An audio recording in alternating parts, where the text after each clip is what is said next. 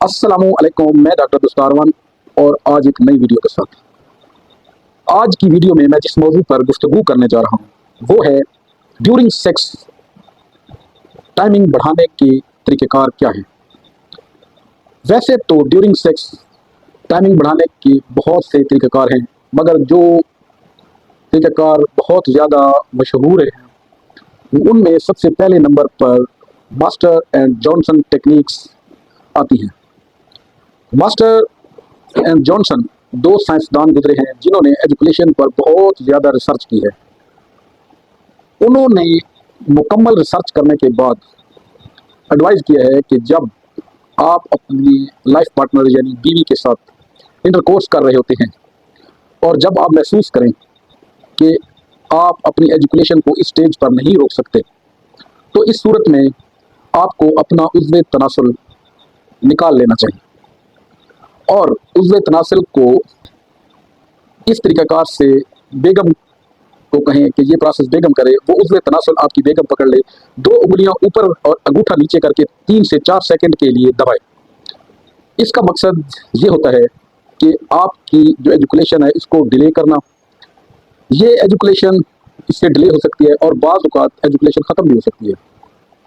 इसके लिए ज़रूरी है कि आप मियाँ बीवी में हम आंगी बहुत ज़्यादा होनी चाहिए और एक दूसरे को अंडरस्टैंडिंग रखनी चाहिए ताकि ये प्रोसेस मुकम्मल हो। बाज़ औक़ात ये प्रोसेस फ्रस्ट्रेशन का भी सबब बन सकता है और एजुकेशन ख़त्म भी हो सकती है और इलेक्शन बिल्कुल लूज़ भी हो सकती है।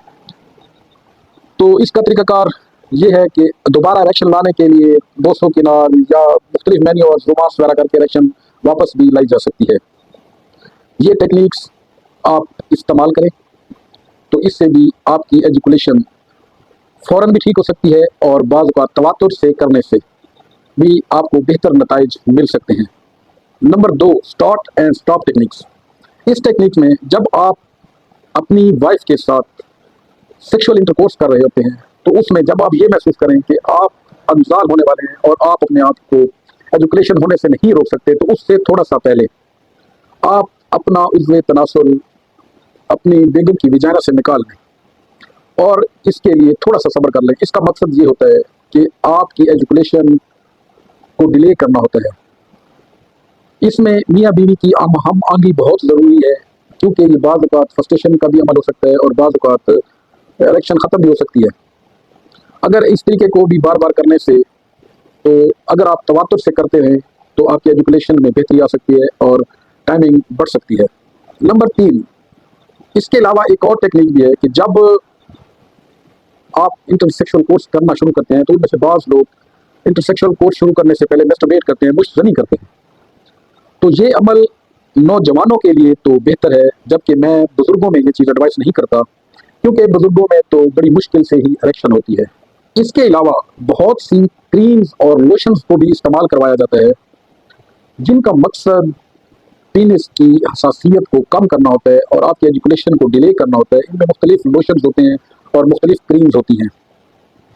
तो इसमें जो सबसे अहम फैक्टर ये है कि जब इन क्रीम्स को आप अपने उज़्व तनासुल पर लगाएं तो उसमें सबसे पहले तो बाज़ क्रीमें ऐसी होती हैं जो कि 2 से 3 मिनट उज़्व तनासुल पर लगानी पड़ती हैं, जिसकी वजह से वो जल्द में जज़ब हो जाती हैं। अगर यही क्रीमें लगाकर आप अपने लाइफ पार्टनर के साथ इंटरसेक्सुअल कोर्स करेंगे तो उसकी हसासियत भी कम हो सकती है।